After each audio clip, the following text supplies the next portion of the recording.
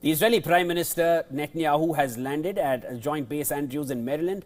This is ahead of his meeting with US President Donald Trump in the White House. And this marks their sixth such encounter in the US since Trump returned to office a year ago. On Tuesday, Netanyahu's office said the top priority in his talks with Trump would be the ongoing negotiations with Iran. The Israeli Prime Minister's office said he will highlight Israel's concerns over Iran's missile arsenal and not just the nuclear program. Trump said the Israeli premier wants a deal with Iran and that the current talks on Tehran's nuclear program show promise. In an interview with Fox News, the US president said he thinks Iran would be foolish if it did not make a deal. A top advisor to Iran's supreme leader discussed ways to reach a balanced and just agreement with the US during talks in Oman. A spokesperson for Iran's foreign ministry said the talks have allowed Tehran to gauge Washington's seriousness and showed enough consensus for diplomacy to continue.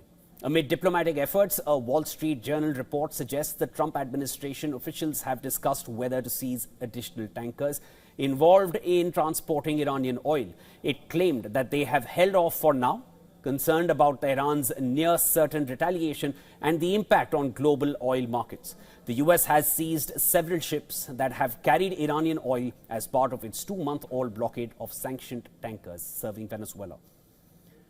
A move by the US to block other sanctioned ships from loading oil in Iran would squeeze Tehran's main source of revenue, expanding the aggressive strategy the White House put in place in December in the Caribbean. And this as threats of US as well as Israeli attack persist.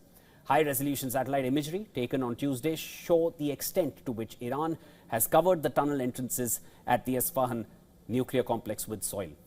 In this imagery, the middle and the southern entrances are unrecognizable and fully covered in soil, while the northernmost tunnel, which features additional passive defense measures, is backfilled with soil. No more vehicle activity is seen around the three entrances. Tensions have escalated with US in the backdrop of protests that rocked Iran last month. They were put down by what activists condemn as an unprecedented crackdown by the Iranian authorities, with thousands allegedly killed.